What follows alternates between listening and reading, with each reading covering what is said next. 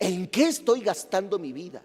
Quiero ese poder que me dé el dinero. Hermano, no vas a tener mesura para obtenerlo, porque el pobre lo hace por necesidad, pero tú estás dispuesto a arrastrarte, a perder tu dignidad, a pisotearte a ti mismo con tal de obtener lo que este mundo te dice que te da la felicidad. ¿Y cuántas veces nos hemos denigrado por eso? Andamos de lambiscones, andamos de barberos. Somos capaces de lo que sea, de perder tus principios, las cosas buenas que aprendiste en casa.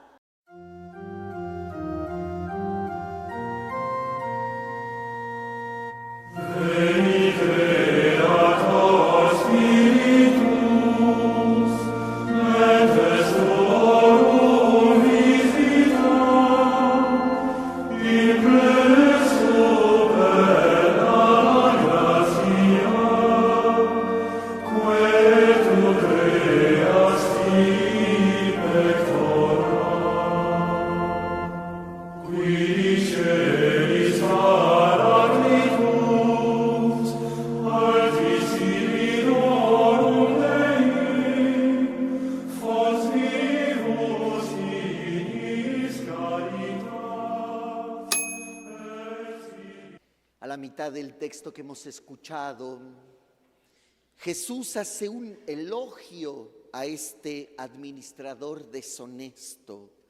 Dice: el amo tuvo que reconocer que su mal administrador había procedido con habilidad. Este es el elogio. Jesús reconoce la habilidad de este personaje. ¿Dónde está? ¿Cómo distinguir esta habilidad? Porque parecería contradictorio a la enseñanza de Jesús que el Señor está elogiando a un ladrón. Le robó a su patrón, le robó a su amo.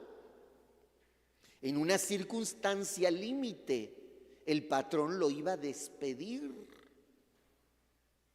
Y entonces podríamos decir, por venganza, por revancha, porque lo dejó en el límite, hizo una maniobra tramposa, deshonesta, y Jesús, en la narrativa de la parábola, elogia la habilidad del personaje.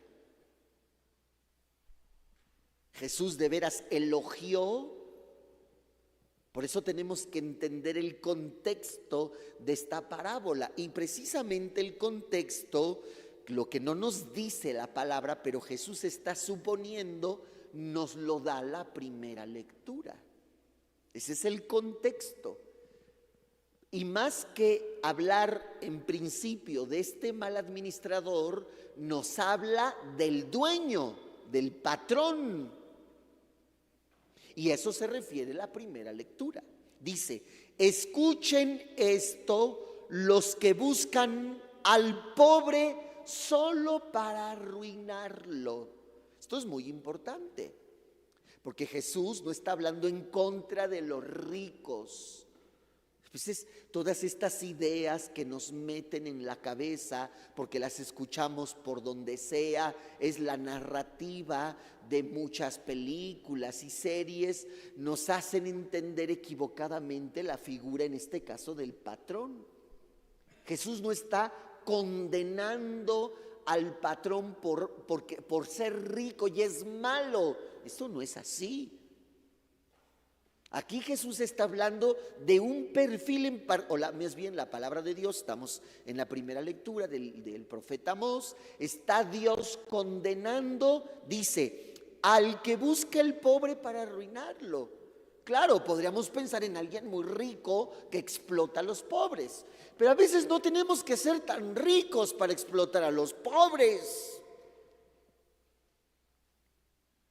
Por ejemplo, cuando vamos al centro y vemos a los indígenas que vienen a vender sus cositas, o en los mercados, que vienen a vender sus cositas que ellos mismos siembran y cosechan y que las vienen a ofrecer, y ahí las están regateando. Es eso de lo que está hablando Jesús, O sea, no pensemos en un empresario millonario que no le paga lo justo a sus empleados. No es así, porque sobre todo en el tiempo en el que vivimos, muchas veces se demoniza a los ricos. Y sí, hay ricos ladrones, hay ricos abusivos, pero también hay que decir que hay ricos que generan riqueza. Y francamente, la mayoría de la gente rica que tiene empresas, la verdad lo es porque saben distribuir la riqueza. Aún digo, solamente que sea un corrupto ladrón, un día se le va a caer su emprendimiento. Pero un empresario que de veras quiere ser exitoso, sabe distribuir la riqueza entre sus subalternos. ¿Por qué? Porque si quiere que ellos le mantengan la empresa, tiene que pagarles y pagarles bien y hacerlos sentir parte de su emprendimiento. Entonces, no hay que juzgar solo por los discursos que escuchamos. El rico es malo, el pobre es bueno. Muchas veces la realidad nos desmiente. A veces hay ricos que son buenos y hay pobres que son unos canijos.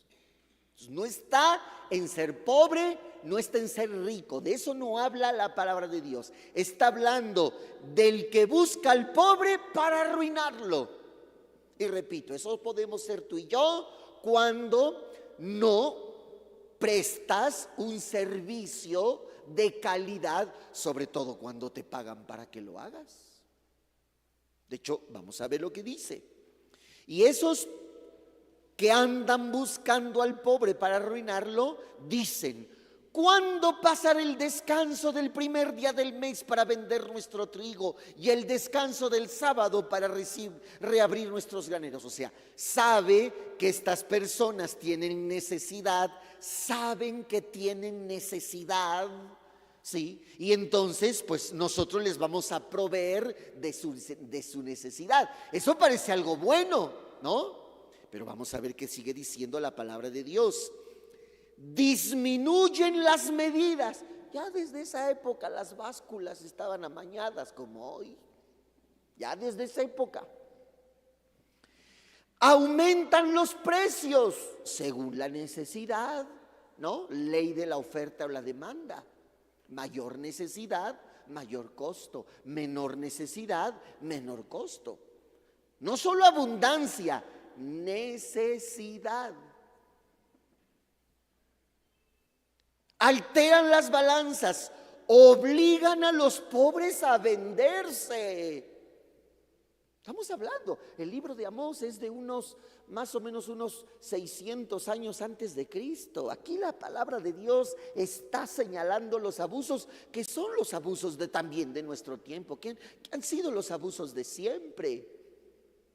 Obligan a los pobres a venderse. Si es verdad, la pobre gente necesitada que no tiene acceso a una vida digna, a veces hace lo que sea para ganarse unos cuantos centavos.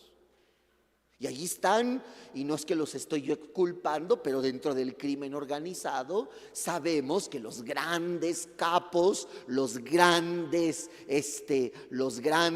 jefes de las mafias, ellos no agarran una pistola, ellos no agarran un fusil. Cualquier jovencito con hambre de un poquito de dinero, con unos cuantos pesos lo contratan de matón. Y claro, pues si mata a algunos, qué bueno. Y si lo matan a él, no nos importa. Entonces, esto que está señalando la palabra de Dios sucede en la realidad y en nuestra actualidad y seguirá sucediendo. O sea, dice al principio: escuchen los que buscan al pobre solo para arruinarlo. Yo lo hubiera hecho en una sola palabra: escúchenme los gandallas. Bastaba con eso. Gandalla, gandalla. Porque esto no solo habla de pobres. Gandalla, el que no hace bien su trabajo. Si te pagan para ser maestro, enseñe bien, que para eso le pagan. Si te pagan para ser gobernante, haga bien su trabajo, que para eso le pagan. Si es usted un proveedor de servicios, hágalo bien, que por eso usted se vende y para eso le pagan. Es lo que está diciendo la palabra de Dios. Y entonces en el giro, en el oficio, en el servicio que tú te des, puedes ser un gandalla.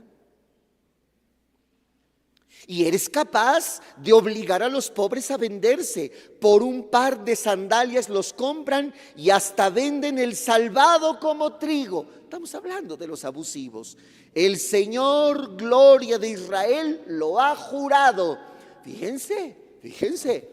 El Señor lo ha jurado. O sea, Dios juró por sí mismo, por mí, por Diosito Santo. Se los juro. Palabra de Dios, dice: no olvidaré jamás ninguna de estas acciones. Gandallas, abusivos, ladrones, tramposos, que te abusas del que tiene necesidad, que haces favores y luego te los cobras a lo chino, que no haces bien tu trabajo y si estira la mano para cobrar, que eres un ladrón. No olvidará jamás ninguna de estas acciones.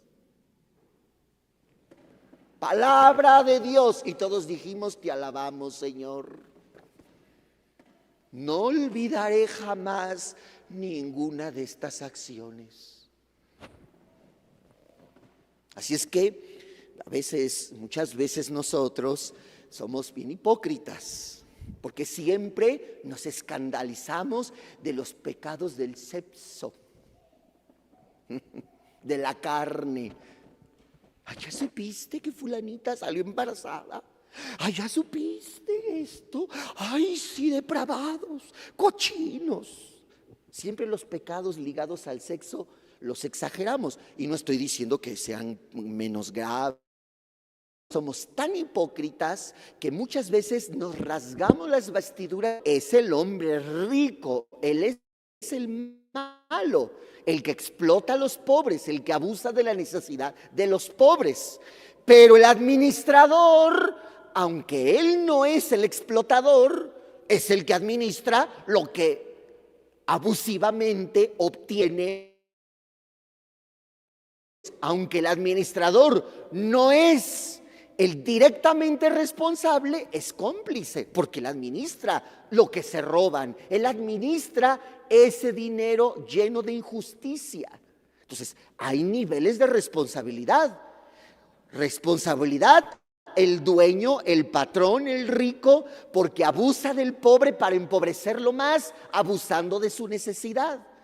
Y es cómplice el administrador. Repito, no seamos hipócritas. Escandalicémonos de la injusticia, escandalicémonos de la injusticia. ¿De veras quieres ser auténtico? No te rasgues las vestiduras, pero la injusticia es la que te debería de indignar y de eso no nos indignamos. Ahí tenemos autoridades, no estoy generalizando, tenemos autoridades que nos están robando en nuestra cara, que están destruyendo la institucionalidad de nuestro país en nuestra cara. Y no digo partidos, porque no se trata de partidos, son personas concretas, que no es el partido, no es la afiliación política, es la maldad. En nuestras narices destruyen las instituciones que hacen a una nación sobrevivir civilizadamente. Pero de esos no, esos nos hacemos la mirada a un lado, somos cómplices de la injusticia. Entonces, por eso el Evangelio habla al hombre, a ese patrón ladrón, a ese amo ratero, ya le dijo Dios: no olvidaré jamás ninguna de tus acciones. Ahora, ¿qué pasa con los de abajo? Los que son cómplices, ¿qué pasa con ellos? Bueno, antes de llegar, ¿cuál es el remedio para este hombre? ¿Saben? Ya les dije cómo se perdona el pecado de robo. ¿Saben cómo? Porque la injusticia de la que está hablando es robar. Le está quitando al pobre lo que tiene para vivir. ¿Cómo se perdona el pecado del robo? Yéndose a confesar. ¿Cómo se perdona el pecado de robo? devolviendo lo robado. No te chupes el dedo. Si le robaste a alguien, se lo tienes que devolver. No se perdona solo yendo, solo, ¿sí? Hay que confesarse, porque estoy arrepentido de que robé, de que tomé un dinero que no es mío, de que a la hora de despachar los kilos los daba yo de 900 gramos, de que yo tenía una consulta y la hice mal por flojo, llegué tarde o cometí negligencia. La única manera de que se perdone el pecado al deshonesto ladrón es regresándolo. Así es que si tú crees que robaste y te fuiste a confesar y oíste que Dios te dijo a través del sacerdote, yo te absuelvo, y te dijiste, ya la hice, tienes que devolver lo que robaste. ¿Les queda claro? Esa es la única manera de que se nos perdone el pecado de la deshonestidad, devolviendo lo robado. No hay otro. Ese es lo justo. Si tú quitaste algo, lo justo es que lo devuelvas. ¿Les queda claro? No hay otro camino. Así es que si ustedes piensan que robaron y basta con confesarse y no restituyen el robo, ya la hice porque Diosito me confesó me perdonó en la confesión. No te equivoques hasta que devuelvas lo robado. Mientras no hay perdón, aunque te hayas ido a confesar con el Papa. ¿De acuerdo? Entonces, para ese hombre ladrón, la única forma es devolver lo robado. Hay ejemplos en la palabra de Dios. ¿Se acuerdan de Zaqueo? Zaqueo era un publicano ladrón. Y cuando se convirtió, ¿qué le dijo a Jesús? No solamente voy a devolver lo que robé, sino hasta 4 veces lo que robé. Bastaba con que devolviera lo que robó. Pero él quiere dar más. Pero la justicia es, lo que te clavaste, lo regresas. No hay otra manera de perdonar. ¿Queda claro? Queda claro. Palabra de Dios. Te alabamos, Señor. Bien, entonces el patrón ladrón, la única manera es que devuelva lo robado. Ahora, vamos con los cómplices, que en este caso es el administrador al que Jesús elogia. ¿Qué pasa con este administrador? El patrón lo acusa de que le está jugando chueco. ¿Qué sería chueco? A ver, si este es un ladrón, ¿qué sería jugarle chueco? Que le esté robando al mismo ladrón. ¿Sí? Ahora, ¿cómo le roba, entre comillas? ¿Estrictamente el administrador está robando? No. ¿Por qué? Porque el administrador le dice a los que le deben al abusivo. ¿Qué quiere decir? Que son los abusados, abusados no inteligentes, sino el que es objeto de un abuso. ¿Quién? Los abusados, que en este caso son los pobres, que le deben al abusivo ladrón. El administrador es el encargado de cobrarles. ¿Qué les dice? ¿Cuánto le debes a mi patrón? 100 barriles de aceite. Toma 80, paga solo 80 y los otros 20 yo te los perdono. ¿Por qué estrictamente no está robándoles? Porque seguramente no debía 100 barriles o 100 sacos de trigo, de maíz o de lo que sea. El abusivo le está quitando al pobre. Y él, que es el administrador, lo sabe. No es lo justo. Por eso le dice, yo te voy a cobrar lo que deberías de pagar y no lo que te esté haciendo que le pagues. ¿Y por qué lo hace? Él mismo da la razón. Dice, ¿por qué? Porque como me van a correr, ¿qué voy a hacer? Voy a darle a esta persona, voy a hacerle el favor. ¿Cuál favor? De que aquello que abusivamente le está cobrando el amo, no le pague lo abusivo, sino tal vez lo que es, lo que realmente es. Toma un recibo por menos. ¿Para qué? Yo le estoy haciendo un favor. No le estoy pidiendo que me dé, solo le estoy haciendo un favor para que cuando me quiten del trabajo haya quien me reciba. Eso es lo que Jesús elogia.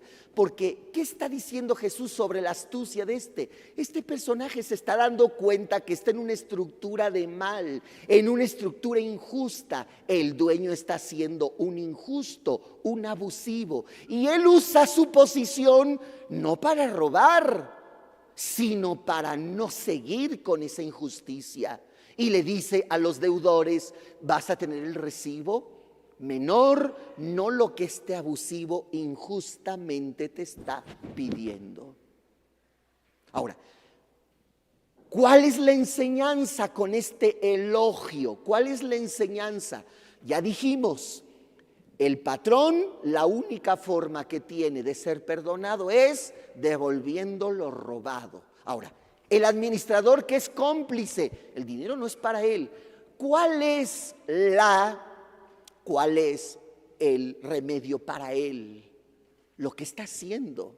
Es decir, que en una estructura de injusticia, él trata de ver por el pobre. ¿Ven? Él no está pensando en el rico, está pensando en el pobre. Como tú estás pobre y estás siendo objeto de un abuso, te voy a dar un recibo menor, aunque lo que según él le debes es más. Está pensando en el pobre, le está haciendo efectiva la caridad, está pensando en el que es abusado, en el que es oprimido, está pensando en él. Y esto lo que nos quiere decir es que nosotros podemos ser esas personas. Es decir, nosotros vivimos en una estructura de injusticia. Tal vez, repito, nosotros lo somos. Muchas veces en la vida hemos cometido injusticias con los pobres, con los necesitados. Y repito, el ejemplo más burdo o más evidente sería ese que les dije. Tú sabes que todas esas pobres gentes viven de sus parcelitas, de lo que cosechan, de lo que siembran con tanto trabajo, van al mercado y ahí vas a regatearles. Eso tal vez sería lo más gráfico, pero lo otro es lo de la vida diaria. El que te pide un favor y se lo cobras y con réditos. Y no estoy hablando de prestar dinero. Estoy hablando de que alguien te pide un favor y tú después se lo cobras. Estoy hablando de que el servicio que tú debes prestar lo haces con trampa, con doblez, con mentira, con deshonestidad. De eso es de lo que estoy hablando. Esas no son nuestras relaciones humanas, ¿eh? O de que pienses que tu mamá, perdón por la expresión vulgar que voy a usar, piensas que tu mamá es tu gata y ella tiene que lavarte la ropa y levantarte los platos. O piensas que tu papá es el proveedor y te tiene que dar y yo no pedí nacer, tú me mantienes. O un muchacho que sabe lo que sus papás les cuesta trabajo mantenerlo en la escuela para que estudie y este zángano, flojo, burro no estudia o pasa haciendo trampa. Eso es robar a sus padres. Eso es de lo que estoy hablando. Es eso de lo que dice la palabra de Dios. ¿Cómo puedes restituir el mal que has hecho? Dándote cuenta hoy de que muchas veces has sido cómplice de las estructuras de injusticia, de las estructuras de mal, de las trampas, de las mentiras, de la deshonestidad, de la irresponsabilidad. ¿Y cómo puedes tú subsanarlo cuando tú no eres la fuente de eso, sino cómplice por omisión o por acción? Por las dos cosas se puede ser cómplice. Por acción, porque tú le sigues la jugada al injusto, o por omisión, cuando te callas y volteas para otro lado. ¿Cómo puedes resarcir todo ese mal del que has sido cómplice? Haciendo hoy el bien a otra persona. A lo mejor tú dices, sí, yo he sido de los que les ha quitado a los pobres gentes que vienen de los pueblitos, de las serranías a vender. Yo he sido de esos hijos, pero de hoy en adelante no lo voy a hacer. Y no solo lo voy a hacer, voy a ayudar a los pobres, efectivamente, realmente. Eso es a lo que se refiere Jesús. Porque solo así vamos a comprender lo que es darle al dinero su justo valor. Porque el dinero es poder, el dinero es poder. En realidad, el chiste del dinero no es el billete, no son las monedas, sino lo que representan. Poder, poder. Que no solamente es comprar cosas, es comprar personas, comprar circunstancias, comprar oportunidades. Y como nosotros sabemos lo que implica el dinero, por eso lo buscamos. Porque en el fondo lo que buscamos es el poder, es el Dios. ¿Saben cómo se dice en la Sagrada Escritura, en el griego antiguo, cómo se dice? El Dios dinero se dice mamón, con doble M, mamón. Buscamos al Dios mamón, al Dios dinero, porque sabemos que el dinero nos da poder, no solo para adquirir cosas, sino para adquirir poder. ¿Poder para qué? Poder que se deja llevar de nuestra soberbia, poder que se deja llevar de nuestro orgullo, poder que seduce nuestra ambición, poder que seduce a nuestro ego, y por ello somos capaces de hacer todo. El pobre lo hace por necesidad, pero el que tiene dinero lo hace por su soberbia. Y eso somos nosotros. Eso somos nosotros cuando abusamos del poder contra los demás. Abusamos del poder para oprimir a los demás. Y repito, no estén pensando en luchas sociales, no estoy hablando de guerras, que sí, todo esto está en el fondo de eso. Pero lo que quiero decir es no piensen en eso, porque entonces pensamos en algo que está ya lejos de nosotros. No, estamos hablando de nosotros mismos, que en el fondo es lo mismo, de nuestra actitud ante los demás, de lo que hacemos ante los demás, de lo que realizamos por los demás. De eso es de lo que está hablando Jesús. Y somos cómplices de esa estructura de mal, por acción o por omisión. Por eso el Señor nos está invitando a pensar, ¿en qué estoy gastando mi vida? Quiero ese poder que me dé el dinero. Hermano, no vas a tener mesura para obtenerlo, porque el pobre lo hace por necesidad, pero tú estás dispuesto a arrastrarte, a perder tu dignidad, a pisotearte a ti mismo con tal de obtener lo que este mundo te dice que te da la felicidad.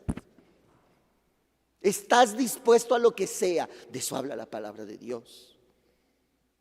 ¿Y cuántas veces nos hemos denigrado por eso? Andamos de lambiscones, andamos de barberos, andamos somos capaces de lo que sea. De perder tus principios, las cosas buenas que aprendiste en casa. Todo eso hermoso que fue inculcado por tus padres, terminas por desperdiciarlo, hasta tu buen nombre, hasta tu fama, hasta tu propio cuerpo. No hay límites, hermanos, porque, y esto es muy simple, porque en esa ecuación, en esa forma de ver la vida, si no está Dios, ¿quién te limita? En el fondo usa la palabra de Dios una expresión también interesante. Lo dice Jesús en el Evangelio. Dice Jesús, el amo tuvo que reconocer que su mal administrador había procedido con habilidad. Pues los que pertenecen a este mundo son más hábiles en sus negocios que los que pertenecen a la luz. ¿Por qué? ¿Por qué los de este mundo son más hábiles? Porque los que pertenecen a este mundo suelen ser gente sin principios, sin escrúpulos. No le remuerde la conciencia. No le importa hacer el mal, está viendo al que sufre, está viendo al que tiene necesidad, no le importa pisotearlo, no le importa denigrarlo, no le importa empobrecerlo.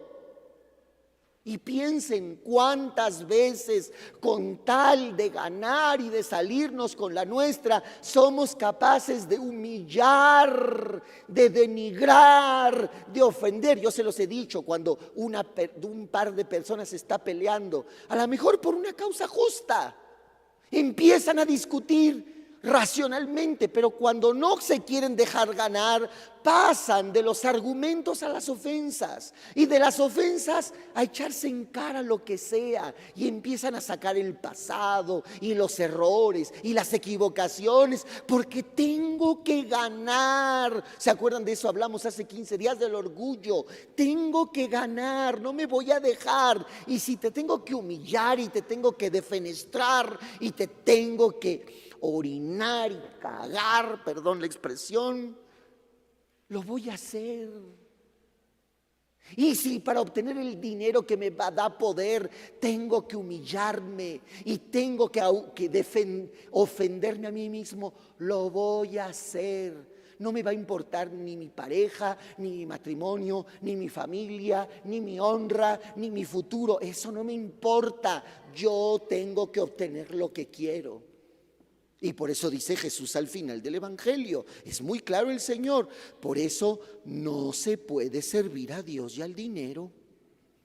Porque si tú sirves a Dios, esa necesidad legítima a progresar, a crecer, porque no estamos diciendo que esto esté mal, que busques tener una vida digna, que busques tener una vida cómoda, que no te falte nada, no está mal.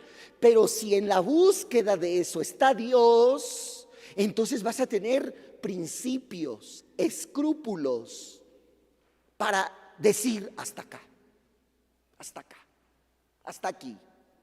Pero si no está Dios en tu vida, no te va a importar en absoluto, no te va a interesar, no te va a importar, aunque lo estés oyendo. No es como alguien que está aquí y desde que empezó la misa está con el celular, aquí está sentado y está aquí todo el tiempo viendo, porque no le importa, aunque esté en la iglesia y la palabra de Dios esté llegando por estas ondas de sonido, está en otro rollo, está en lo suyo. Así nos pasa en la vida. Si Dios no está en el horizonte de mi vida, no importa, no importa absolutamente. Entonces, ¿cuál es el límite a tu actuar? ¿Cuál es el límite a la búsqueda necesaria de tener lo suficiente para vivir? No va a haber. Siempre vas a querer más. Y más, y más, y más. Y si eso le agregas la envidia, el otro tiene, ¿y por qué yo no? El otro sí pudo, ¿por qué yo no? Pues más, y más, y vas a ser capaz de lo que sea. Por eso no se puede servir a Dios y al dinero. Si Dios está en tu vida, Él te va a ayudar con su palabra, con sus mandamientos, a que le pongas límite a la búsqueda del poder que te da el dinero. Y sabrás usar ese poder que te da el dinero para hacer el bien, para hacer lo correcto, para que de veras tengas una vida digna y para que sepas compartir y sepas dar y no abuses de los demás. Pero si tú no sirves a Dios, sirves al dinero, no habrá nada que te detenga y vas a ser capaz de hacer cualquier barbaridad, ya no digamos contra Dios, contra ti mismo. Así es que, conclusión, la palabra de Dios nos da dos enseñanzas.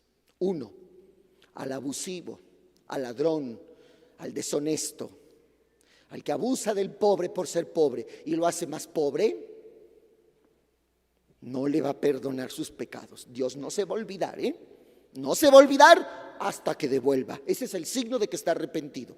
Primera enseñanza. Aquí no hay medias tintas. Aquí en ninguna parte dice, bueno, Diosito se va a hacer de la vista gorda. Ni más palomas. Devuelva. Segunda enseñanza.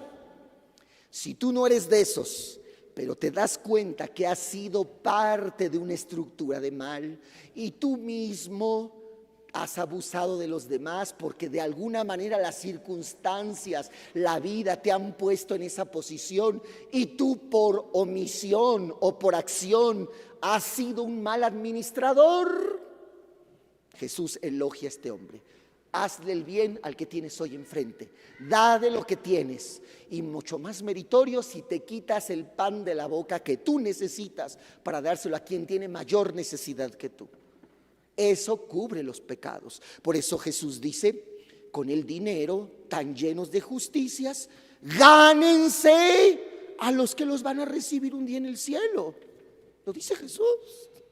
Esos pobres, sí, a lo mejor tú fuiste parte de esa estructura de mal y no la puedes remediar, pero el ayudar a esos pobres son los que le van a decir a Dios allá en el cielo, sí, Diosito, a mí me dio de comer. A lo mejor a otro les hizo mal, pero cuando se dio cuenta de que era parte de una estructura de mal, me ayudó a mí. Esos son los que van a interceder por ti ante Dios. Esa es la comunión de los santos. Así es que vamos a pedir la gracia de darnos cuenta quiénes somos y poner remedio a lo que nos puede condenar y buscar lo que nos puede salvar. Que así sea.